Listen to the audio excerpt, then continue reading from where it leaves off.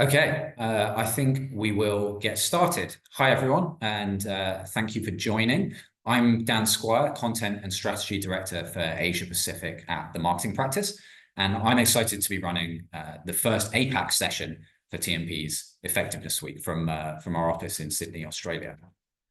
And if this is your first taste of Effectiveness Week, just a very quick overview of what it is. Today, I'm going to be talking about the role of creativity in marketing effectiveness, but we have 8 other sessions over the course of the week, which you can catch live or on demand if you sign up on the website, the same website that you signed up for this session on. Our aim with this Effectiveness Week series is to show how a tighter focus and a shift in perspective for marketers from simply doing more to doing more of what matters can help marketing efforts to drive substantial long-term business growth. So that's the overview of the week. We've got another APAC time zone session running tomorrow with my colleague Will Clark, just in the sort of bottom middle there. So if you are in APAC, that one's during the workday, so that's good timing. But aside from that overview, I'm going to get on with today's topic, which is building a business case for creativity in B2B marketing. And in the next half hour or so, 35 minutes, I'm going to make the ambitious claim that creativity is the most effective marketing strategy. I'm going to explore the challenges of doing it in B2B marketing and what the roadblocks are. And then I'm going to share a structure for a business case and how we can talk about creativity to be able to get it injected more often into our programs. So let's start with creativity as strategy. You may have seen a variation of this graph before, which shows the correlation between share of voice and share of market, and it's based on work by Binet and Field. It has share of market along the x-axis at the bottom, so the further to the right, the greater your market share is, and along the y-axis, going up the left, is share of voice, which is a measure of how much market visibility you have. And we usually use media spend to calculate that. So how much is your category and all of your competitors spending on media in total? And then how much are you spending as a percentage of that? And what the graph shows is that, and the research has backed up, is that companies that sit in the green area above this equilibrium line have a higher share of voice, an excess share of voice, compared to what you'd expect given their market share. And you would expect them, based on the research, to grow until they reach somewhere near the equilibrium level. Brands that sit below the line in the red zone tend to lose market share over time because they're not spending enough or as much on media, and they regress to the mean as well.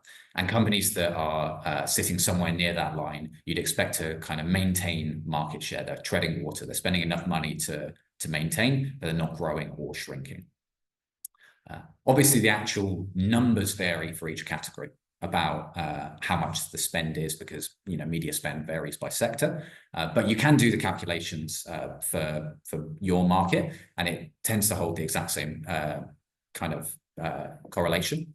This is a graph that we did for one of TMP's clients, and it shows that where they were spending money at the moment, continuing that current media activity and budget should keep them at roughly the same market share as they currently have, all other things being equal.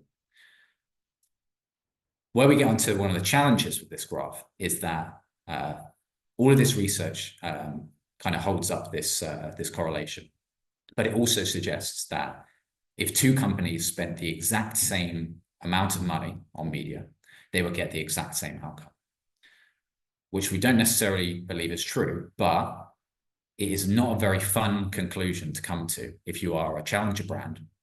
Because how would you ever steal market share from industry leaders with much bigger budgets?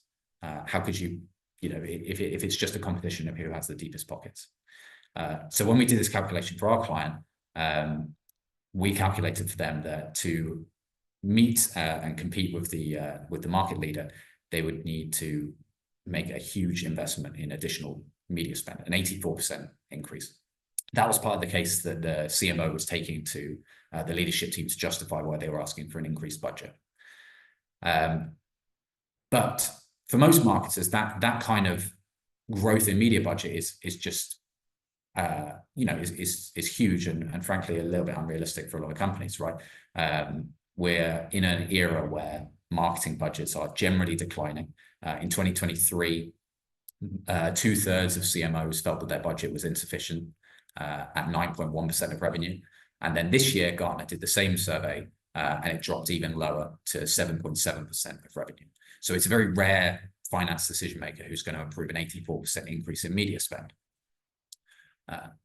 So what do we do about this graph then? The question is, how do we stop it from just being who has the most money, though that person is by default going to win in the market? How do we overperform against the calculation, drive more growth than our marketing investment would imply that we should, according to this correlation? And what we're saying there is we want to make sure that every single marketing dollar that we spend works harder than competitors spending the same amount.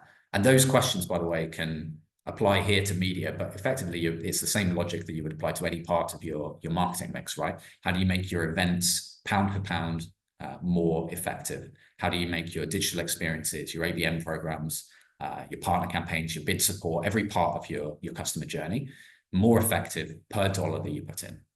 That's marketing effectiveness. That's why we're here this week. That's what we want to talk about. And to do that, to improve that kind of outcome, you need an effectiveness strategy. So strategy is how we get more out of a situation than the starting balance of power would suggest. And what I'm going to talk about today is why creativity is the most effective way to do that. So creativity is a strategic approach that allows you to outthink rather than outspend the competition. Why am I talking about creativity? There's a bunch of different strategies that we could pursue to try and improve our marketing effectiveness. You can look at your data, you can look at your targeting, you can look at what media channels you're using, any of those things. Well, firstly, if you want to talk about any of those other topics, as I said at the start, we're running a whole series of sessions this week. So there are loads of other people who are going to talk about some of those other areas that you can optimize, and you should check them out. But more importantly, and especially for this session, there is a lot of research out there showing that creativity is not just one way to improve effectiveness, it's actually the most impactful strategy. So this is just a sample of a few pieces of research from over the last 10 years or so. Creative is a 12 times multiplier on the ultimate profitability of a campaign. Creative award winners are 10 times more efficient at generating share growth. Nielsen found that creative was, more than any other input, the biggest contributor to advertising effectiveness. The data decisions research showed that creative was the single biggest determinant of profitability. So you can see from those data as well that it's been widely researched and consistently proven to be true.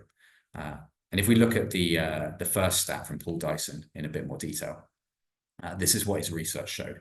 So creative quality was second only to brand size for the impact it has on profitability, and 12 times multiplier, which means that if you compared two identical campaigns where one had good quality creative and the other didn't, you would expect the creative campaign to be 12 times more profitable. Obviously, brand size is the most impactful there, the top one. If you have a bigger brand, your ads perform better because of the kind of halo effect of the recognizability that you have. But I am slightly glossing over that one because it's not really a decision that a lot of companies can make about how to run campaigns. If you work for a small company, you can't just decide to have a big brand.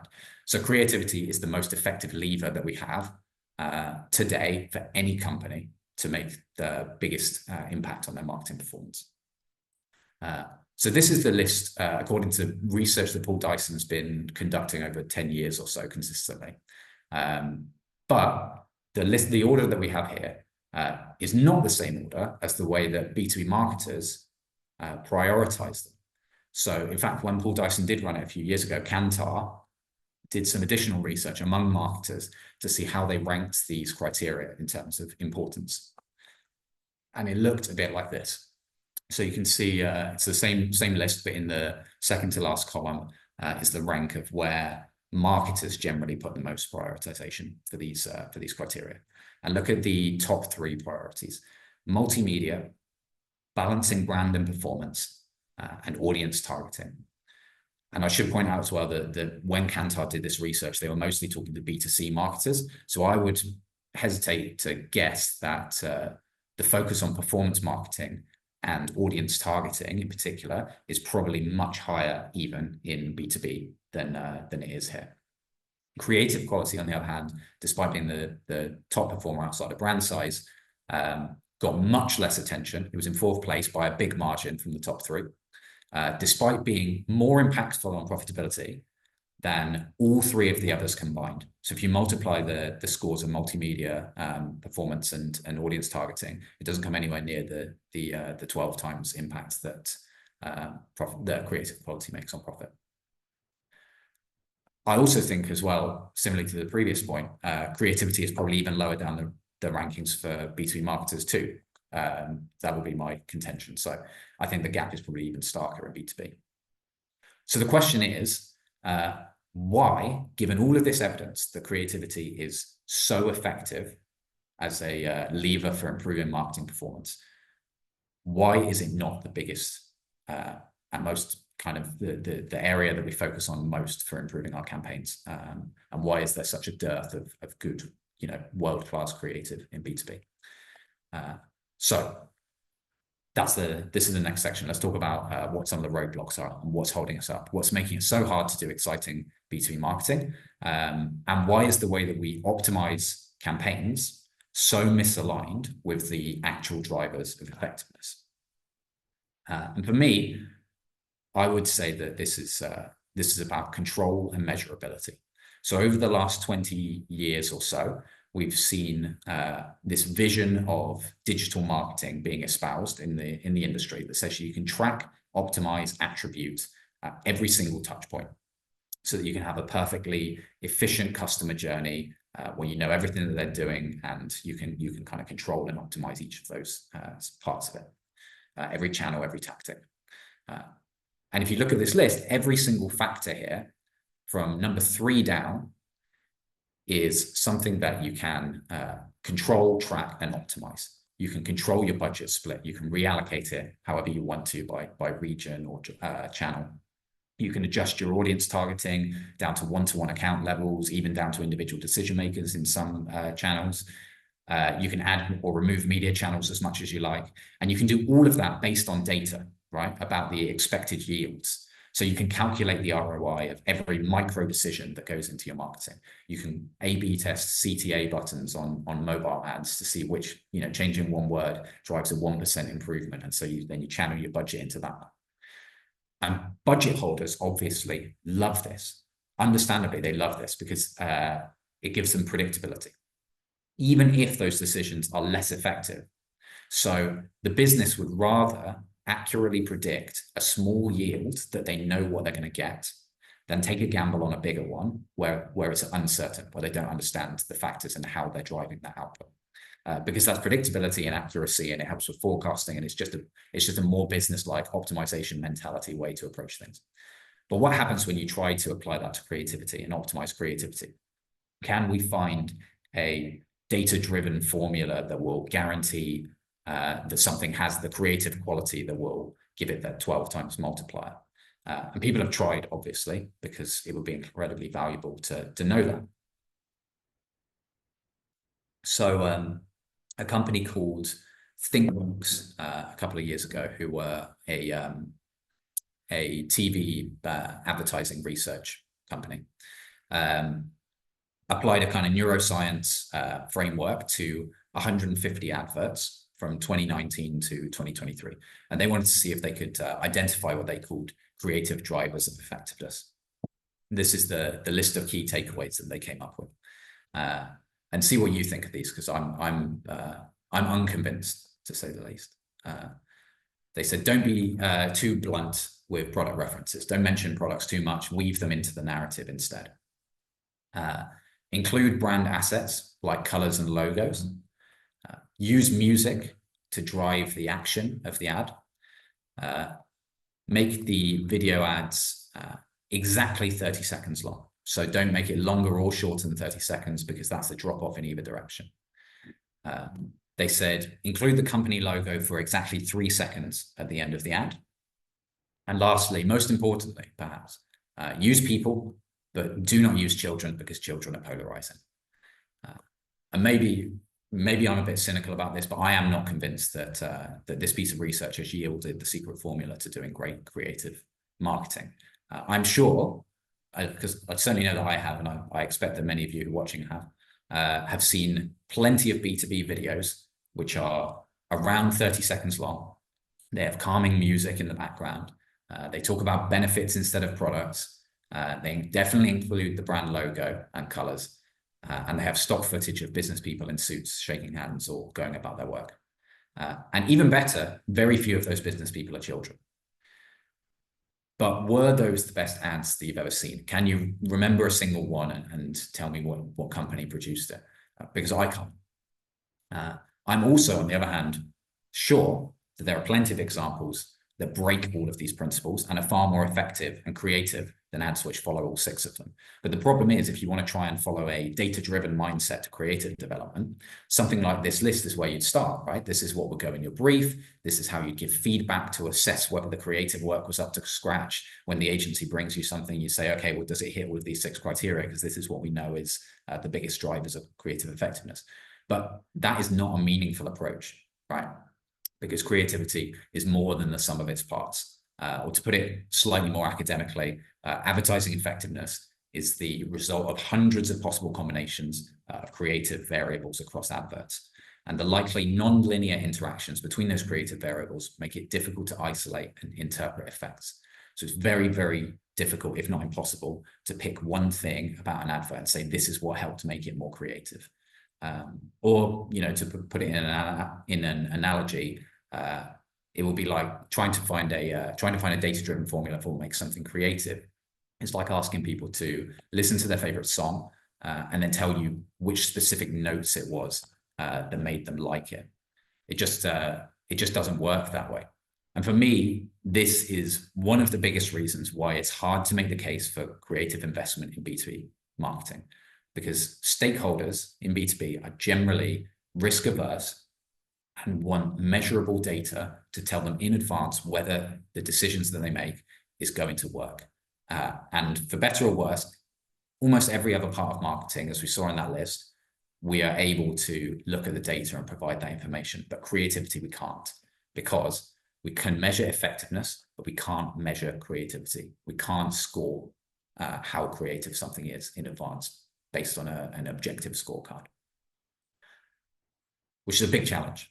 So how do you build a business case that helps those risk-averse, results-focused stakeholders to invest in this kind of irrational thing called creativity, which we know works, we know is incredibly effective, but we can't show how to build it?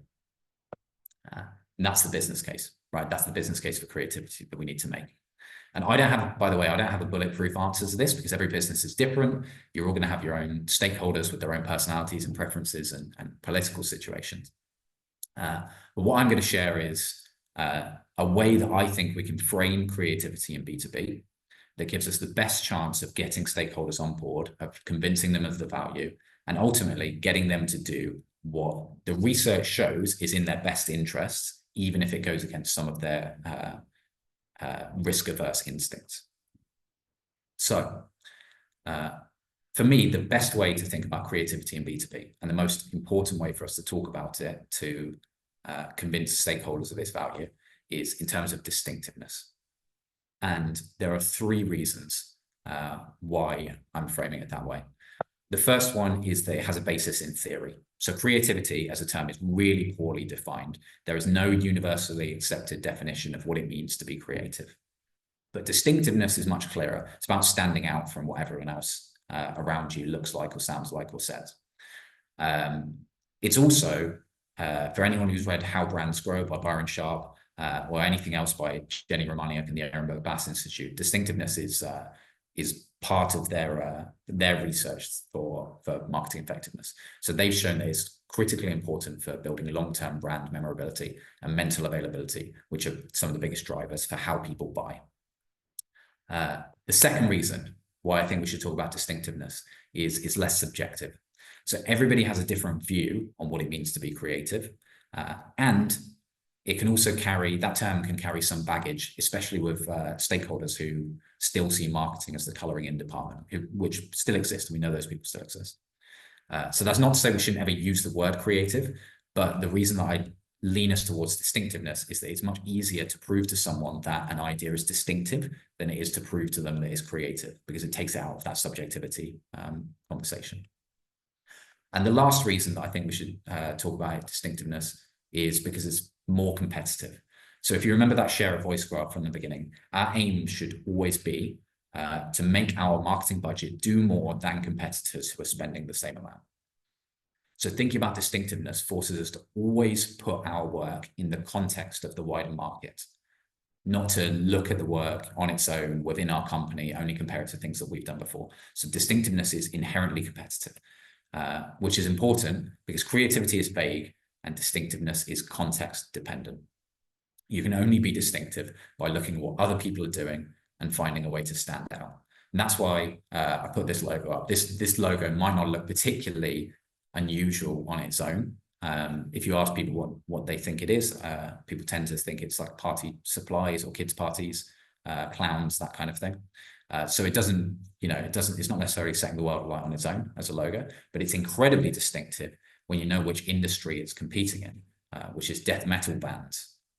So, I mean, you can have a look here, but only one of these death metal bands has truly understood the assignment on these festival lineup posters, which feels to me like a pretty good analogy for the power of distinctive marketing in an undifferentiated market, very much like B2B. So I think Byron Sharp would be very proud of Party Cannon. And I've listened to some Party Cannon, by the way, for research purposes. And it is pretty much the same as any other death metal band to the untrained ear. I'm sorry if you're a big fan, but they all sound pretty similar. So Party Cannon can't rely on the strength of their product benefits to fill their sales pipeline, like all of us. So they have focused on a creative strategy to make their marketing budget go further. And apologies if you're a big fan of Imperial Decimation or Pungent Stench or any of the other bands on there, but Party Cannon have a much better marketing strategy. And when we look at a B2B marketing, or most B2B marketing, we see a similar lack of distinctiveness to those death metal festival lineup posters. And if you thought the death metal posters were difficult to read, wait until you read a standard ERP transformation ebook. Most B2B marketing is swimming in this sea of sameness. We follow the same conventions, we use the same buzzwords, images, colors, we repeat the same patterns and logics. We say the same things as our competitors in ways that just don't give us any meaningful distinctiveness or differentiation. And I would also add that now one of the biggest talking points in the industry is how we're going to use AI to streamline B2B marketing and do the same thing even more efficiently. So this is why I'm using distinctiveness as what I think is the correct framing for creativity, because we're in an incredibly undifferentiated market, and distinctiveness hits harder when everybody else looks and sounds identical. And it's easy, when we're showing these kinds of, I think, objectively bad examples to say, oh, well, I don't do that. So, I've got creative work that is distinctive. But when I say B2B is predictable and repetitive, I don't just mean the floating blue icons. There are lots of ways that B2B companies manage to look and sound the same as everyone else. This is why distinctiveness is important, because this kind of thing might feel creative when you look internally within your company.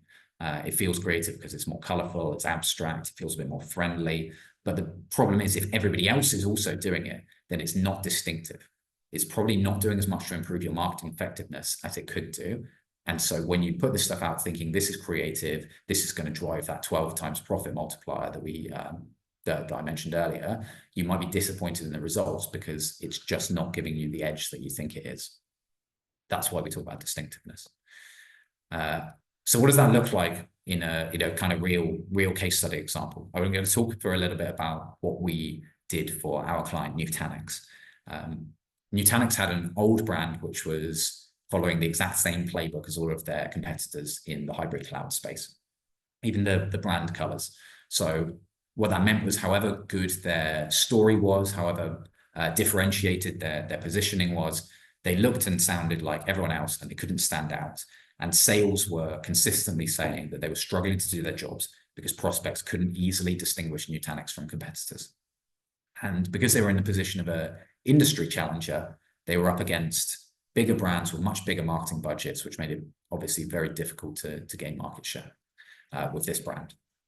The marketing team had The same challenge that I mentioned at the top about shrinking budgets, right, and budget challenges. So they were being asked to deliver a brand with significant commercial impact, but to make it cost effective and something that they could roll out with a small team. And I know, particularly in APAC, that's probably a challenge that a lot of people will be familiar with in the region. So we worked with Nutanix on their rebrand to give them a new look and feel that allowed them to still talk about the category conventions in a compelling way, but also in a way that's much more distinctive from competitors. What that process looked like, we ran through a series of workshops with Nutanix stakeholders. We encouraged them to look at what their own brand was, what their near competitors were, and also the much wider market, even including entertainment and media companies beyond the tech industry, to consider what qualities they admired and what they didn't, and to kind of think bigger about how they could be distinctive within a wider market. We narrowed all of that information down to 6 potential routes for them, of which the favorite and the chosen route to progress with was this one that you can see the mood board of now, which was called Without Limitations. And this was about bringing their proposition to life through this idea of moving forward with confidence and without boundaries. They're a multi-cloud, hybrid cloud company, so about kind of, expansiveness. And as part of that, we developed this X symbol at the bottom, which is called the Nexus, which then became the frame for the consistent frame and symbol for all of the campaign materials and brand materials. And one of the things that we found from the workshops was the sense that the old brand wasn't sufficiently premium feel and was difficult they had to balance scalability with premium. So what we wanted was to have something where it could be, quickly refreshed and adapted and adding new elements into it, but also was quite quick to spin up, and that we could use premium photography that made it feel dynamic and high quality. So using that Nexus X symbol gave us the framework to do that. We could be consistent with that all the way through, but add in new elements constantly so that we could keep refreshing the brand over time. Brand colors was another part of it. So as I showed before, we knew the market was green and blue, which is why after a kind of in-depth consultation process, we landed on purple as our hero color, with a lot of black and white as the supporting core colors. And with all of those consistent elements in place, we've then been able to scale this simple, clean new look across pretty much all Nutanix materials, whether that's digital ads, live events and trade show stands, and also internal materials to get staff on board as well, so in office spaces and HR documents and everything else. We've also, because we've got that simple structure, been able to use AI in a much more effective way. So we've been able to rapidly render the Nexus in different ways so we can scale it for campaigns. And this is a kind of the good twin of the AI renders that I showed earlier, where when you train AI on something that is distinctive in the first place, we can actually scale things up and out quite quickly, rather than just replicating tired cliches like the slides that I showed earlier. But the big question is, how has all of this exciting new creative work made a difference? Has it actually done anything? And has being distinctive helped Nutanix to make more effective marketing? Here's what that rebrand delivered within 6 months of launch. So a huge increase in digital engagement, 230% increase, as well as 3% boost in share of voice, which we talked about at the beginning on the graph, correlates to improved market share. And just to underline that, there was a steady increase in the share price of Nutanix in the 6 months following the launch of the brand campaigns. So this case study is part of my very long-winded explanation of why I think distinctiveness is the right way to frame creativity for maximum impact. And obviously, I would add as well, this case study is for a brand program, but the same advice about distinctiveness would apply for all other channels where I think creativity can add benefits. So whether you're trying to make your events more engaging, whether you're trying to make your ABM program more effective, to get more productivity out of your partner program, any of those areas and more.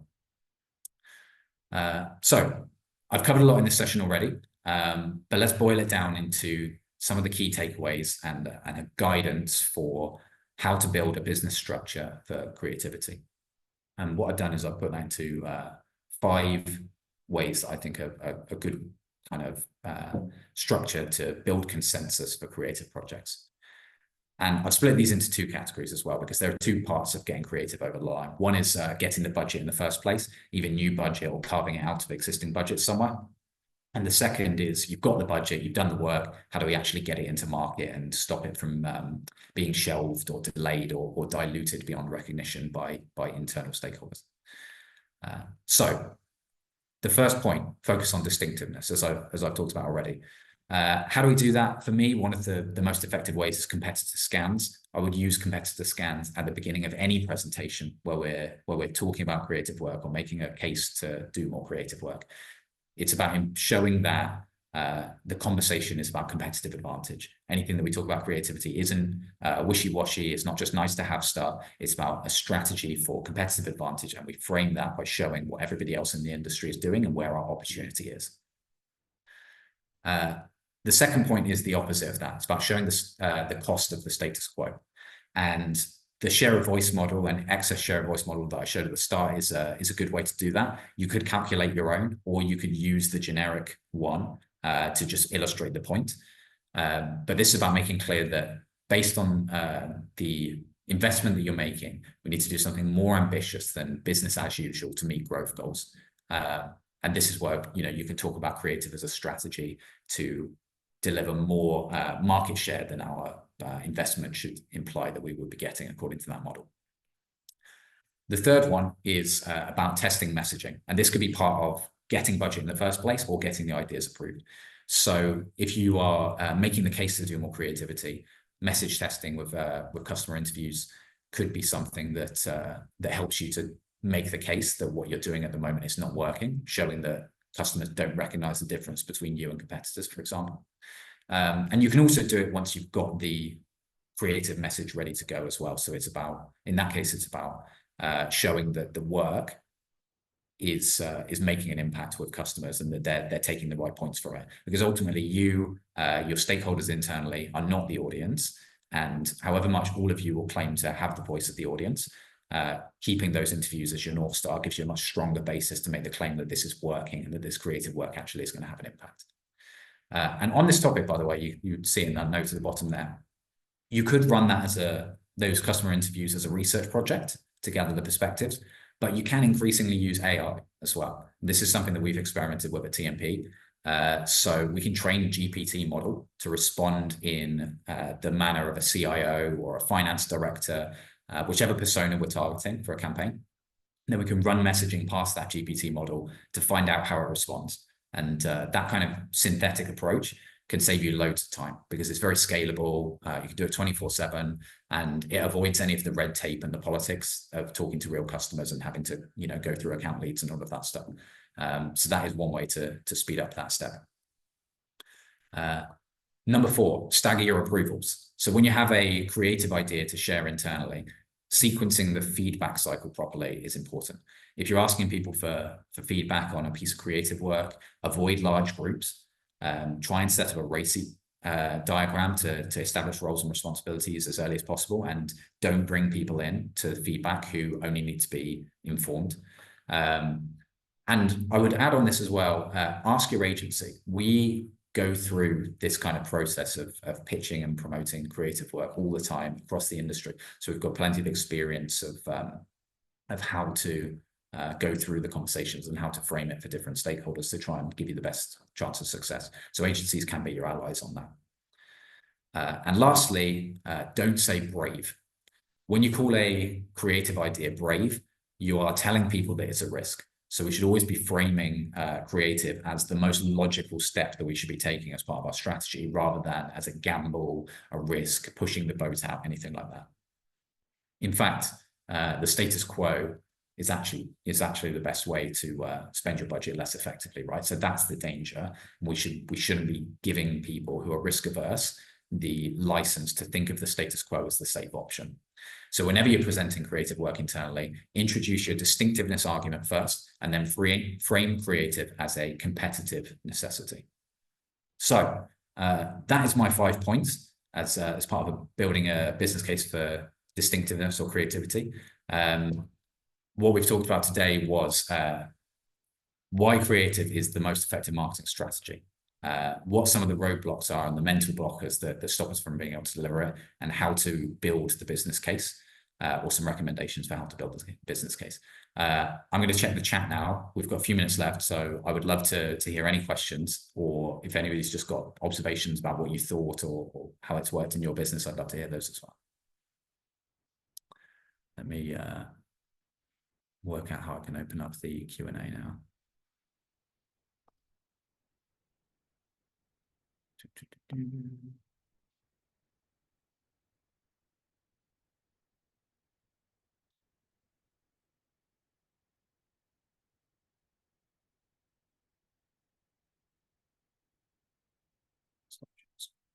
There we go.